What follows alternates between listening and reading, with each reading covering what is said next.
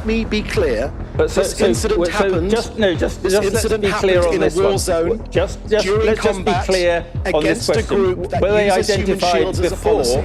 Were they identified before or after? You just saw it for yourself. 15 clearly marked aid workers were killed in an Israeli airstrike. And when asked a simple question, were they identified before or after the strike? Israel spokesperson David Mencer had no straight answer. Instead, we got deflection, we got spin, we got blame shifting. In this video, I'll break down exactly how Israel's spokesman avoided accountability, not with facts, but with deflection tactics. From moral reversals to red herrings, I'll show you every single method used to dodge the truth and why that matters for justice, for journalism, and for Palestine. Let's break it down.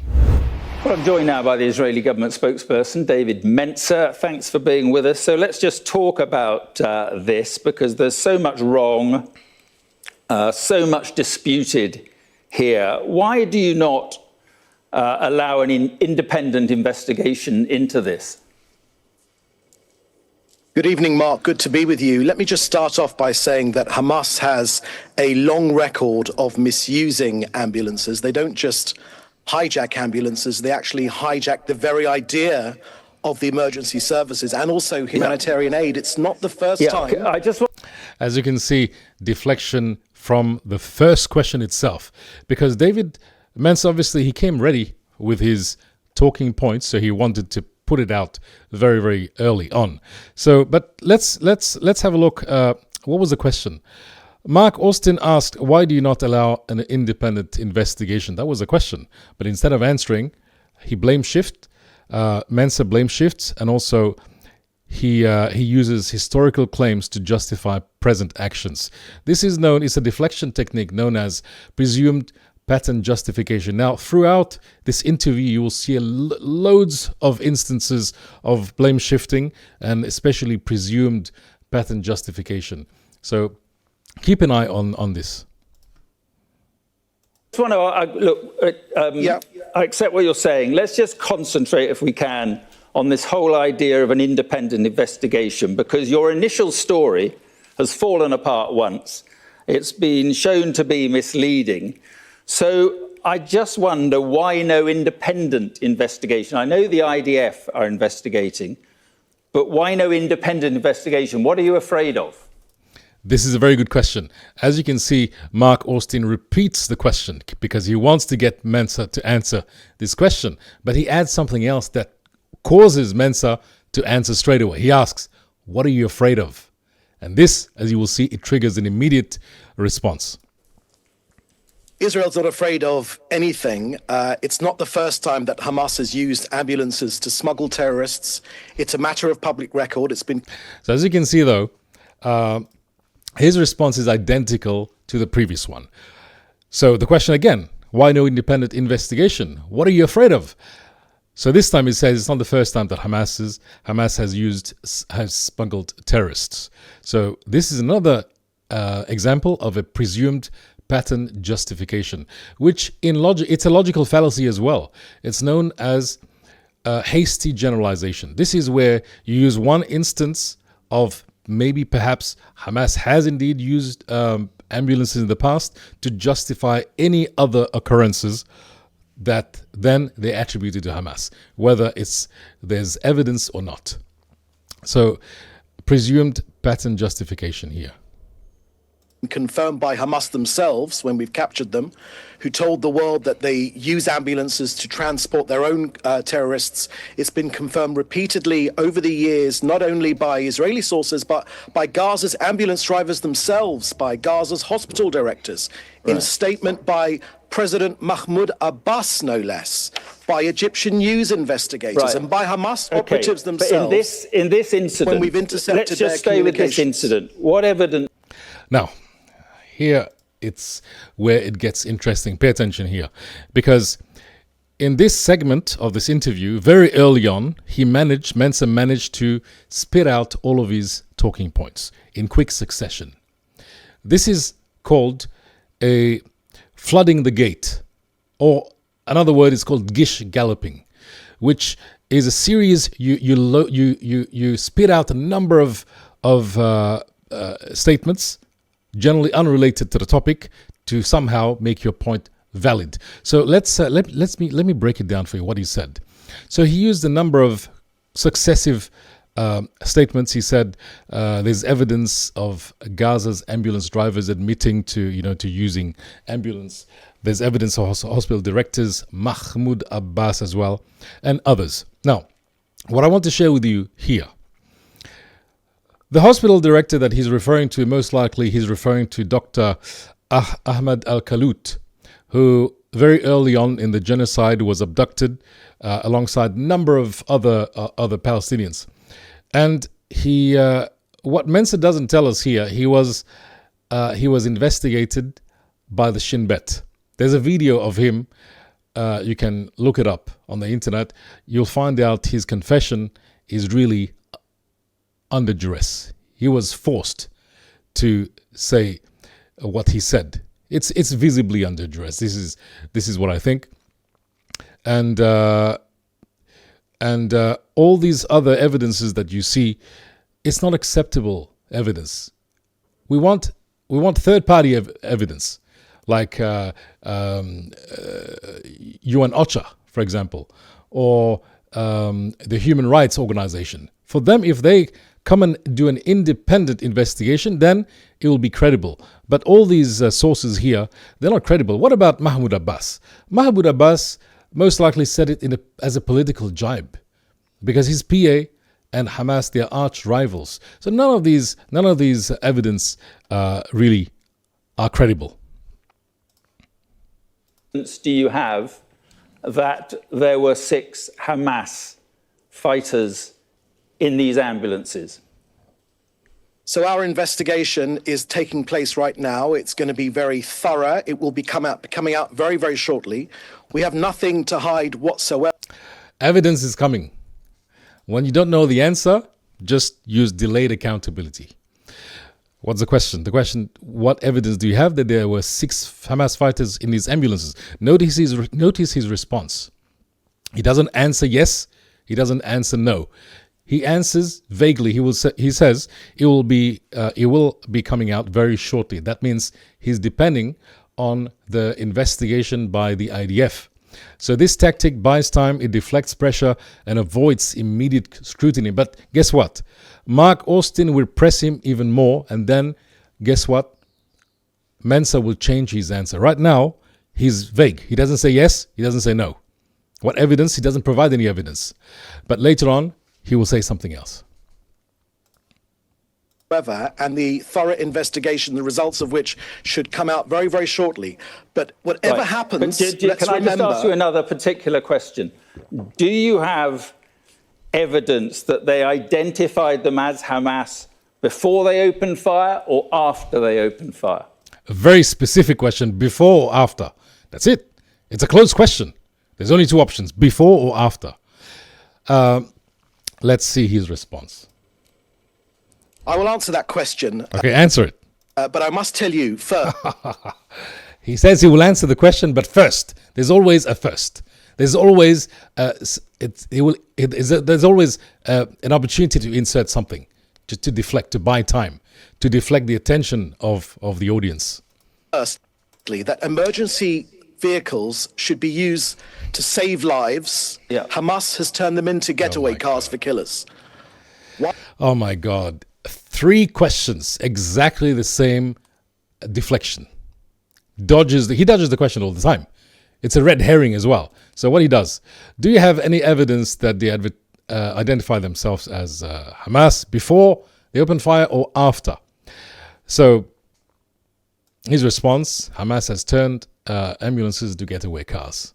So he avoids answering the question, and then he redirects the conversation to a broad accusation of Hamas, just like he did in the previous 2 questions.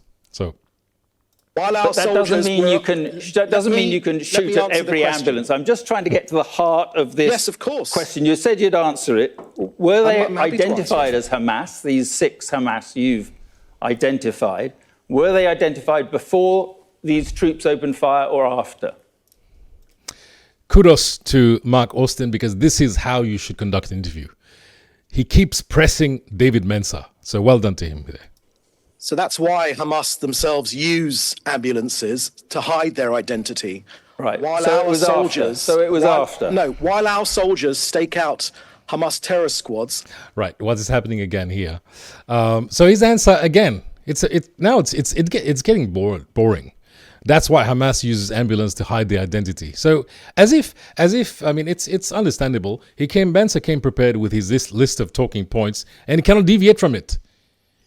Because what Austin is asking him is for specificity.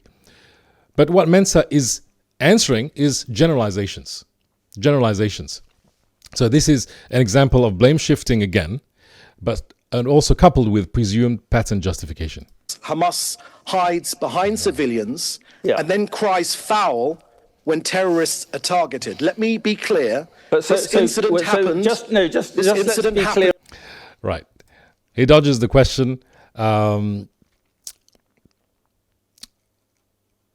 Instead of answering directly whether Hamas, whether the individuals were identified before or after, he sidestepped the questions. The question.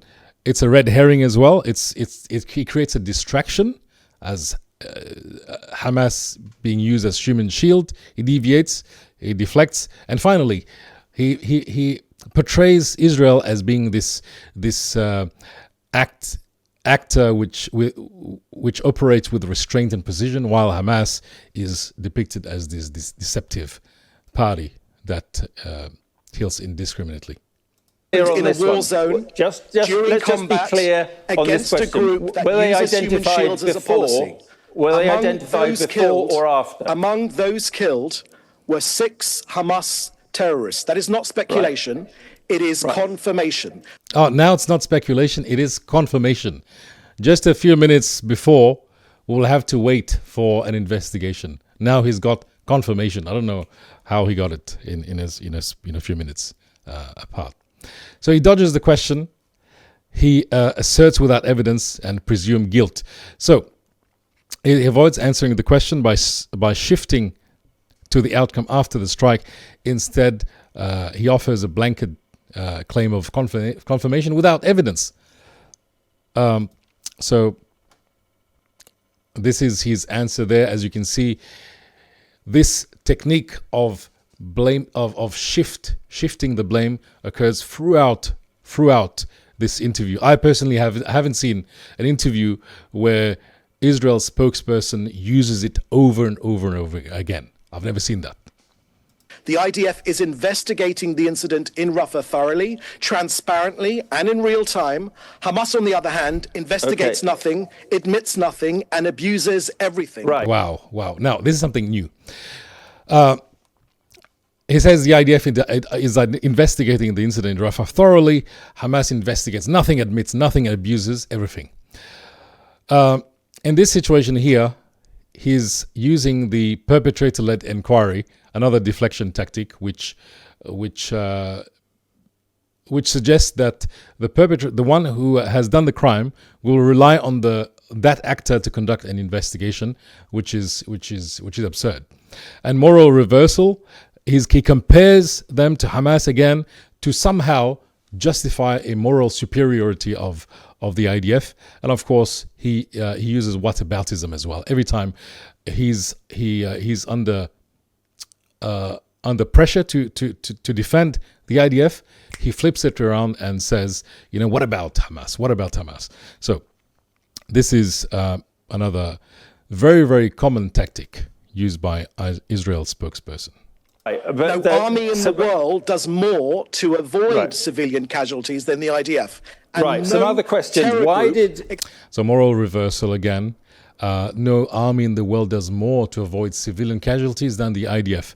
So he flips the moral framing by portraying IDF as the moral army, despite being questioned about the killing. Why did the same IDF kill the aid workers? So instead of answering, he uses moral reversal. So this is another tactic very, very commonly used by IDF spokespersons and Israel's spokesperson as well. Why did civilians more than Hamas? Right. Why did they hide I mean, there are so many questions here. Why did they hide the bodies? Why did they try to hide the ambulances? These are all questions, by the way, that many international organizations, it's not Hamas I'm echoing here, it's the UN Secretary General, it's the UN High Commissioner for Human Rights, the head of the UN Humanitarian Affairs Office, Tom Fletcher, it's the Red Cross, numerous governments, all saying it's unacceptable, all calling for an independent inquiry. So why not? Why not? Look, it's been a few minutes already in this interview. Mark Austin is sticking to his point. Why no independent investigation? Now, what do you think Mencer will respond now? Do you think he will repeat the same thing as he did before? Or maybe we're expecting something new, right? Let's have a look. Mark, Israel doesn't fear the truth. That's why we are investigating this We've heard that before. We're investing in buying time, right? Nothing new so far. incident extremely thoroughly. Can Hamas say the same? We've heard that again. Whataboutism? What about Hamas? Can Hamas? We've heard that just before, a few minutes ago. He regurgitates the whole thing. Basically, what's happening right now, he got stuck in his talking points because he cannot deviate from it. It's like a DJ, a novice DJ, yeah, going to play, at a party or something. So he or she comes ready with a list of songs. But when if it's not working in the dance floor, no one's responding to that song, an experienced DJ will change very, very quickly.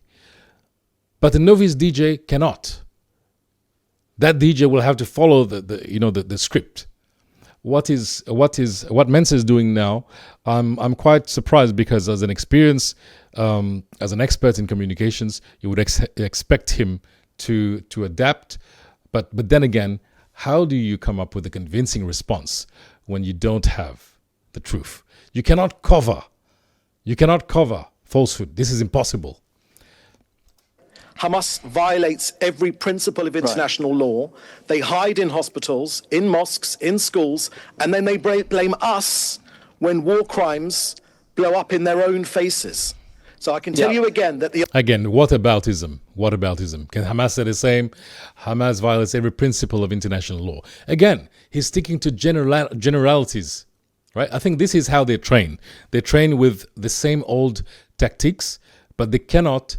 The moment the interviewer presses them on specifics, they respond with generalities. The IDF soldiers opened fire from a distance at vehicles that were moving suspiciously in their direction.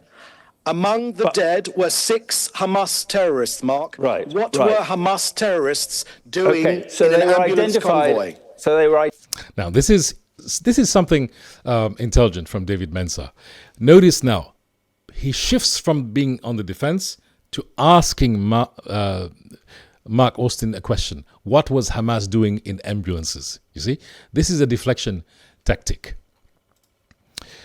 What were they doing in an ambulance convoy? So it assumes, without evidence, that those in the convoy were terrorists. Plus, it introduces another question to distract the audience, to distract you, the audience.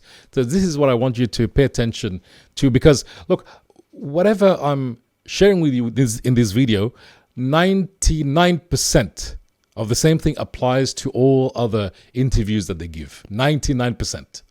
So, identified as Hamas terrorists after the event. Another question I have. Well, let me answer that question, because that will be dealt with in the results of the investigation, which will be out shortly. This incident was reported in real time to UN officials. The IDF is conducting that investigation into the circumstances of this incident, which took place a couple of weeks ago. But unfortunately, the Hamas terror organization systematically... Well, first of all, let me add something here.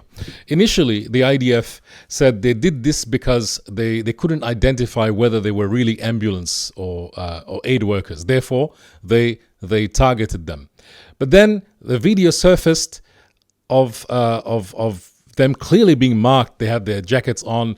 The ambulance were clearly designated with the Palestinian Red Crescent, etc. Then they got caught with their pants down. Then they changed. Then they said, we bury bodies because we're afraid dogs will eat them. On the face of it, it looks like, okay, it looks humane, right? But what about the ambulances? Why do you bury ambulances? Who will eat the ambulances? So this is an instance where they haven't done well at all. Since the start of the genocide, it has been a catastrophe for the Israel's Hasbara. Catastrophe. Because ultimately, you cannot cover falsehood. You cannot wash falsehood. Just impossible to do it. Violates international law. They started this war by taking over civilian facilities and infrastructure, including hospitals, schools, and mosques. Right, you made that point. Again, another talking point. It's not us who started the war. It's Hamas who started the war. Remember, very early on in the genocide, that line I think was first mentioned by Netanyahu, and then all of his spokesperson regurgitated that. So it's, again, presumed pattern justification. Hamas apparently violates international law, took over hospitals, mosques, schools, etc. So it's a pattern of alleged past behavior. This deflection, you will see that over and over again in this interview. Cruelly exploiting and placing their own civilian population Just one at risk. other, I'm just trying to get through these questions. One other specific question. Blame shifting. Look at this. At one point, he will say they're placing their own civilian population at risk. Right? They're placing their own civilian population at risk. Somehow insinuating that it's the IDF that aims to protect human beings. So portraying IDF as these good guys, acting in the best interest of the other side, even when those actions are harmful. This is done to deflect criticism and to obviously claim moral higher ground. On this incident, the claim is that it was in a combat zone. The Israelis claim it was in a combat zone, when our own data investigation shows that that was not the case. Can you just clear that one up? So there's nothing I'm going to say that is going to prejudice this investigation. The results will come out shortly. It's again same technique again.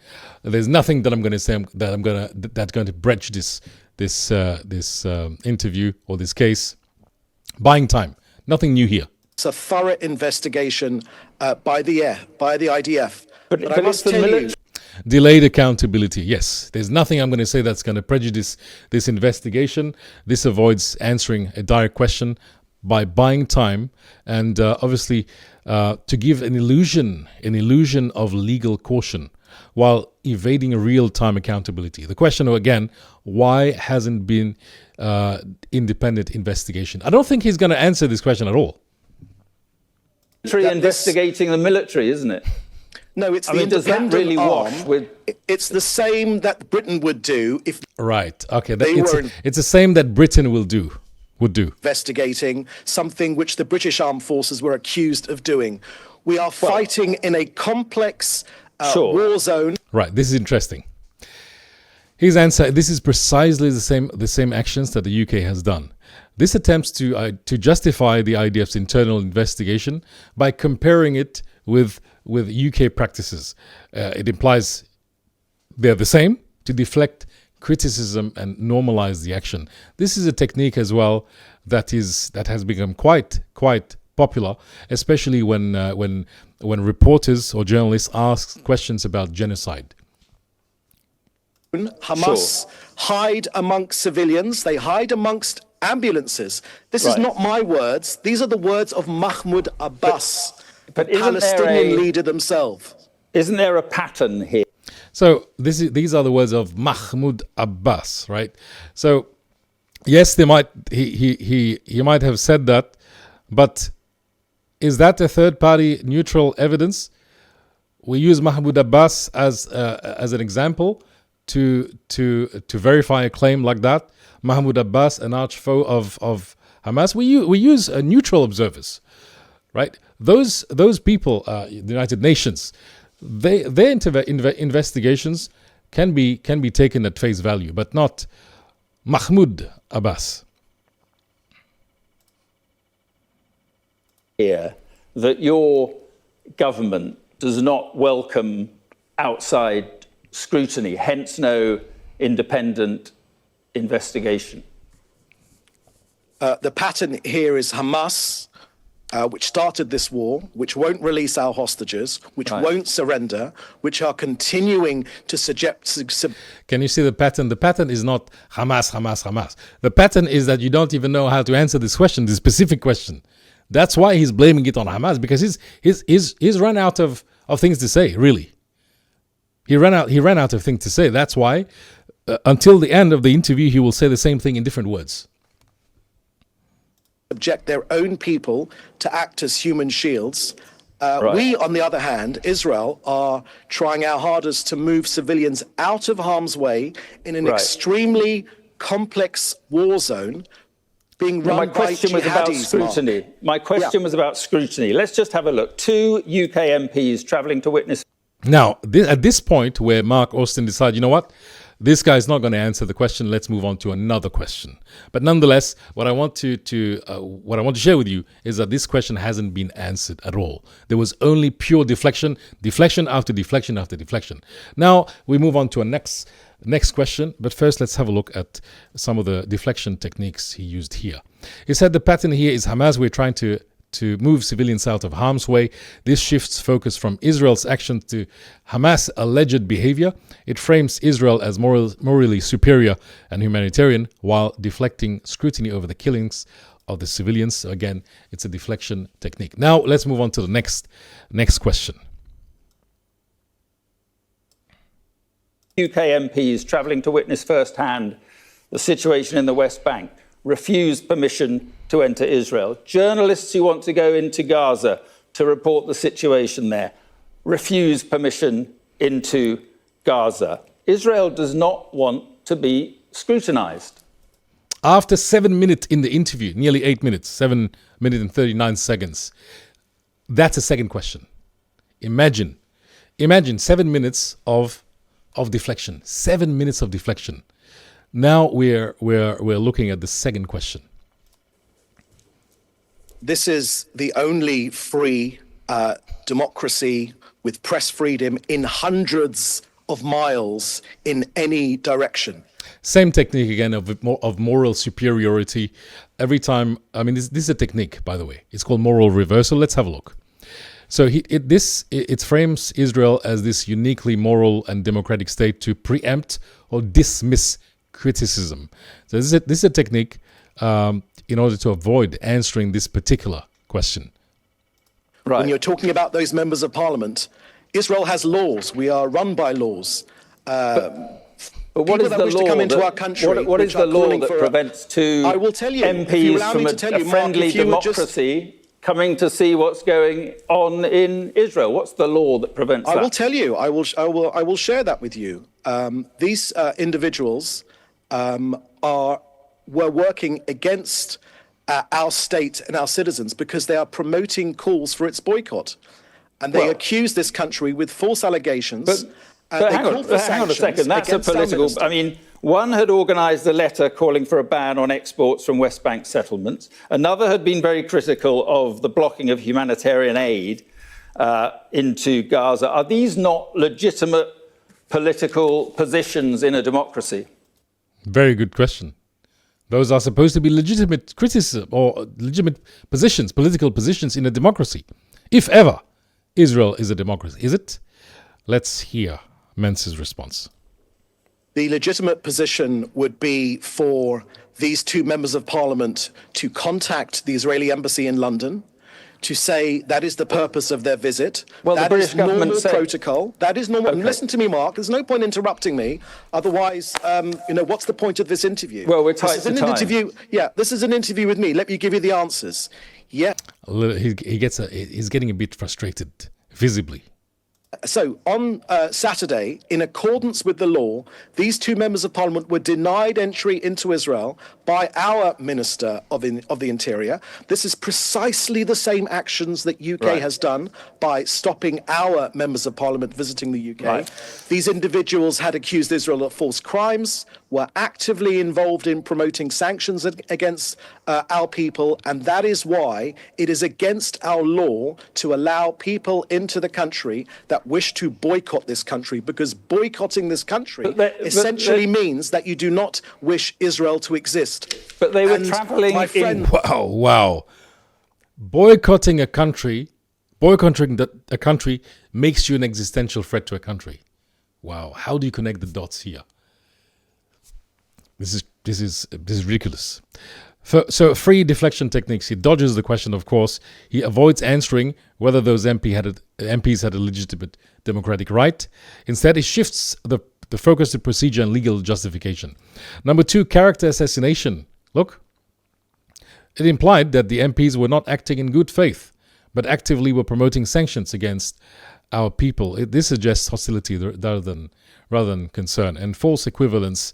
It equates boycotting Israel with denying its right to exist. So this is done in order to silence criticism.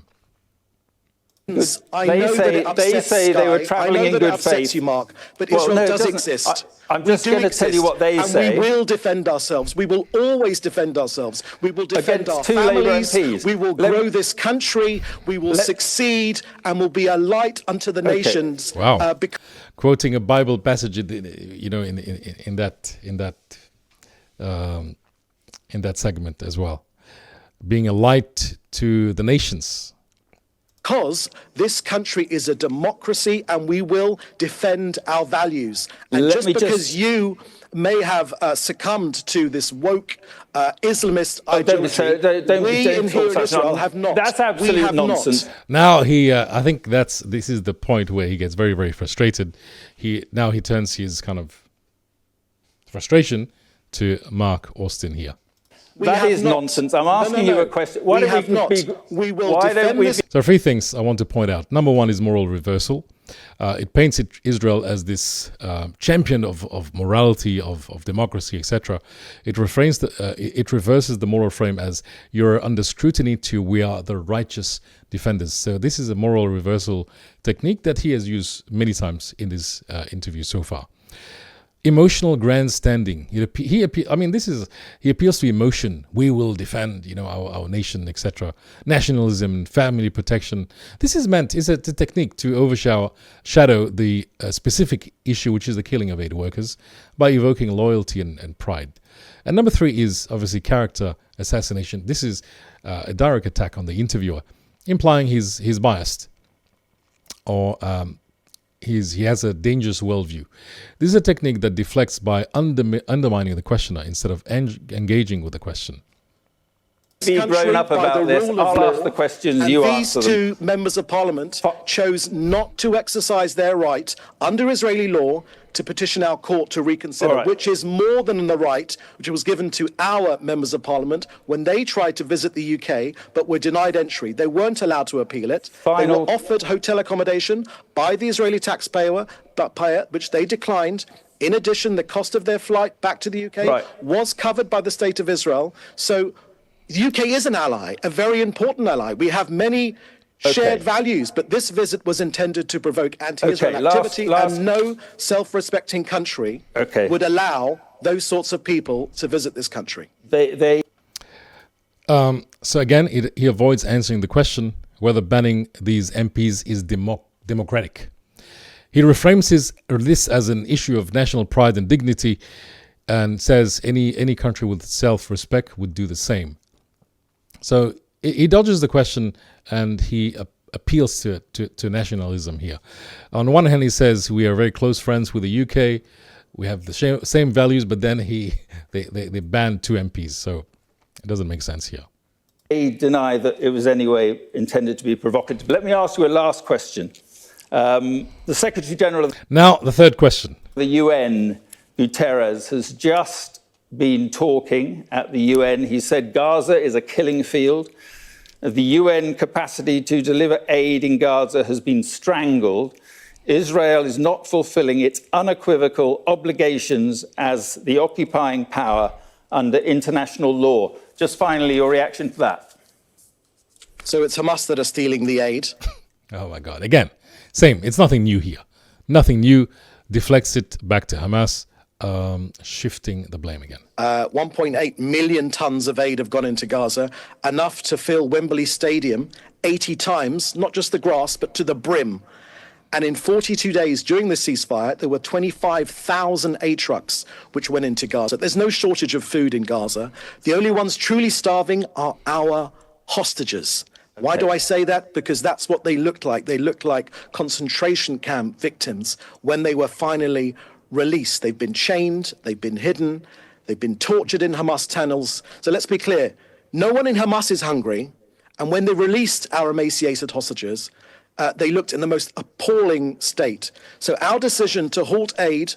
Now, I mean, this doesn't even deserve any refutation, if you like. There's so many videos out there. You see hostages being released. They're happy. They're happy. They're waving hands. So it's hard for me to.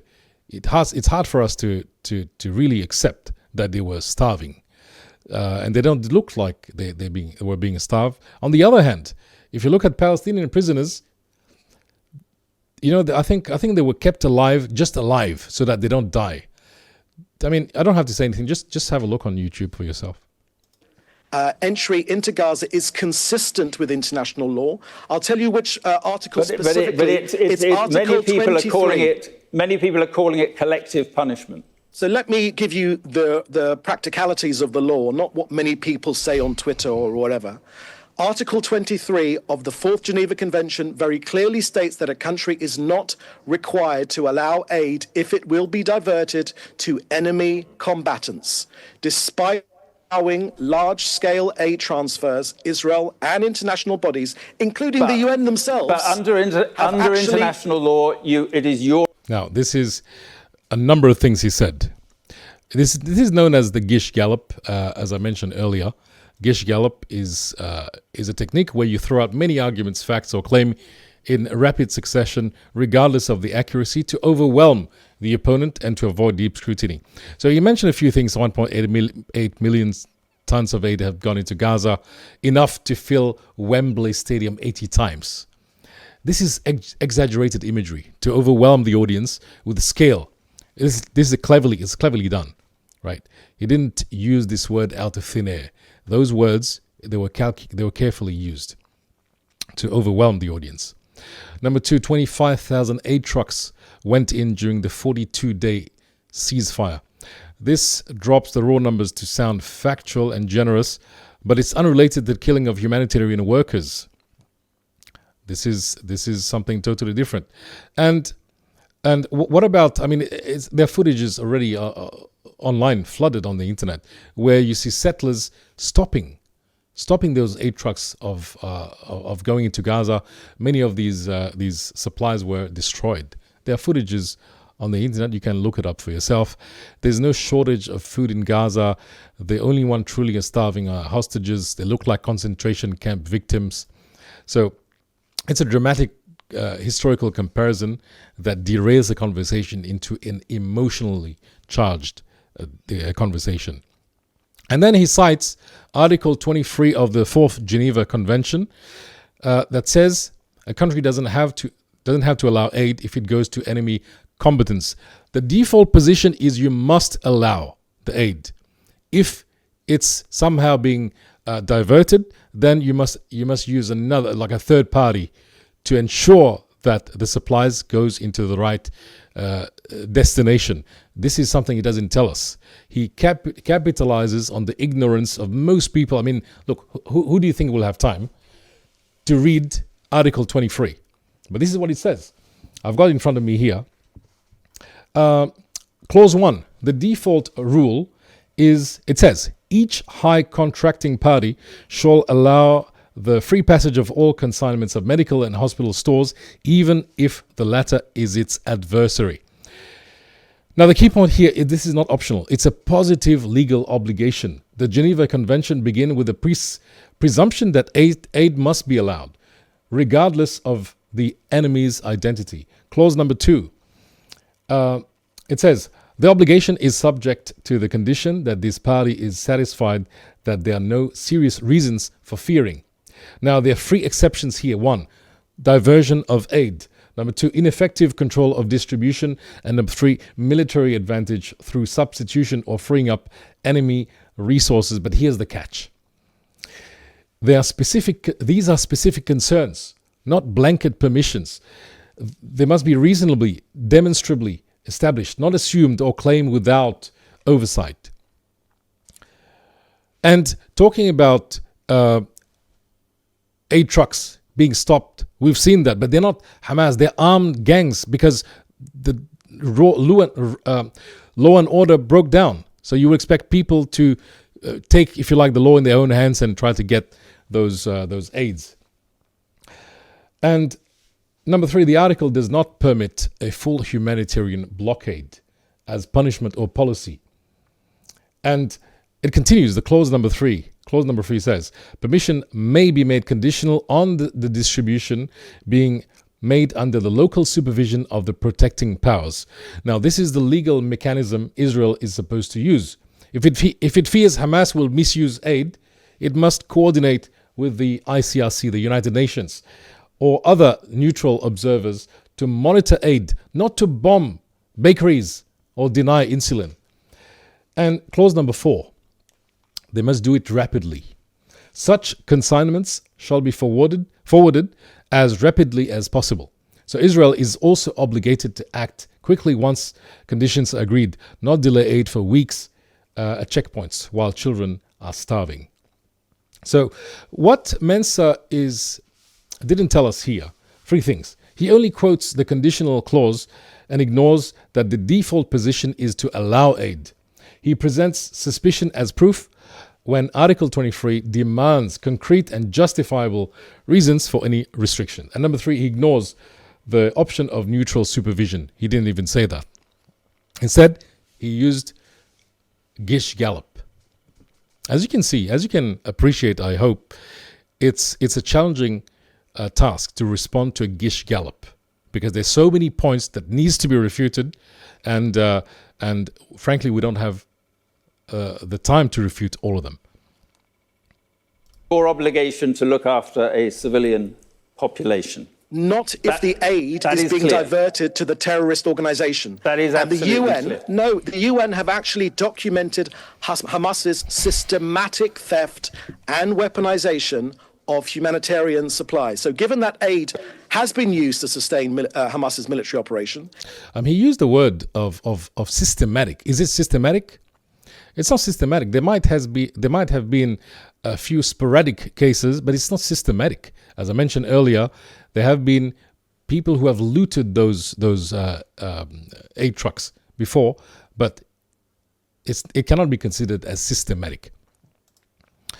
And he cites the United Nations as validating a claim that UN officials have explicitly denied. Yes, UN officials have explicitly denied that this is the case. And this is quite honestly, falsehood right there. Including, actually, the October the 7th massacre and the ongoing hostilities, Israel is under no legal obligation whatsoever to continue these transfers. If we want to open the borders, they should release our hostages and lay down their arms. But then, just a final point then. This war is over. What is the... Wow. Conditional. Release our hostages and this war is over. I don't think... Look... He deliberately ignores what Ben Gvir and Bezalel Smotrich have said. Ben Gvir proudly said that he has sabotaged many of these hostage deals. Itamar Ben Gvir. And Israel's finance minister, Bezalel Smotrich, he said at one point that his priority is not to get the hostages back, but to dismantle Hamas. So for him, the top priority is not the hostages. This is something that Mencer is not correct here. Incentive. And legal justification as moral shield. So he uses legal language to justify the cessation of aid while sidestepping the moral and humanitarian responsibility, especially after aid workers were killed. Now, this reframed the issue as a legal technicality rather than a moral failure. So another deflection technique here. For Hamas to release the hostages, it is the only bargaining power they have now. You're bombing again in Gaza. What is the incentive for them to release the hostages in the current circumstances? Hamas are a terrorist organization. How about you answer the question? How about you answer the question? Again, deflection shifts the blame to Hamas. And this is a democracy led by a prime minister which literally wrote the book on counterterrorism. It's true, now appeals to authority. Now he appeals to his prime minister, Benjamin Netanyahu, who wrote a book many years ago on terrorism, how to defeat terrorists, etc. I bought the book myself. But if that's the case, he's invoking, look at the irony here. He's invoking a so-called expert in terrorism who is incidentally on the list of fugitive, ICC's fugitive in the world. He's wanted, him and Yoav Gallant, for war crimes. This is an irony. Our prime minister is a world expert on counterterrorism. Right. So you will excuse me if perhaps bowing to the knowledge of our government when we say that this war will be over when Hamas, who instituted the worst day of Jew killing since the Holocaust, are destroyed, their governing and military capability eviscerated, all of our hostages are released, and finally that Gaza does not become a threat to Israel. And people that care about Gazans should want Hamas to leave the Strip so that a better future can begin for all of the people in this region. So much to talk about. David Mencer, thank you for coming on. Thank you. Good to be with you. Now, final points here. Again, dodges the question by saying, Hamas is this and that, terrorist organization. He avoids answering the questions, right? The question, dodging the question. Number two, as I mentioned earlier, he appealed to authority, Netanyahu, who is apparently an expert, who is wanted by the ICC. And the way he ends up is by showing the moral high ground, by apparently showing the world that Israel cares about the Gazans, so that a better future can begin for all of the people in its region. And he ends with a vague, feel-good statement that sounds moral, but adds no substance and redirects away from accountability. Anyway, so this is David Mencer's, if you like, performance. It is a performance. As you can see, throughout the interview, he has dodged the question. He blamed Shift, Hamas, and he always tried to reframe it so that the IDF looks on the moral higher ground. So this is my analysis of this interview. What we just witnessed wasn't a defense; it was a performance. David Mencer didn't answer the core question: why won't Israel allow independent scrutiny into the killing of clearly marked aid workers? He was asked, were they identified before or after the strike? He was asked, why no independent investigation? He was asked, why were the bodies buried and the ambulances destroyed and buried as well? And every time, he deflected. Instead of accountability, we got a wall of spin. Past claim about Hamas, moral superiority claims about the IDF, and the tired talking points of a government that fears outside scrutiny more than the truth. We got the same recycled justifications that have been used to excuse decades of Palestinian suffering. But facts don't disappear just because someone talks louder or faster. Accountability doesn't begin with investigations led by perpetrators. It begins with truth. And if there's one truth that came through loud and clear, it's this. When pressed with real questions, Israel's official line collapses under its own contradictions. Please share this video and subscribe for more.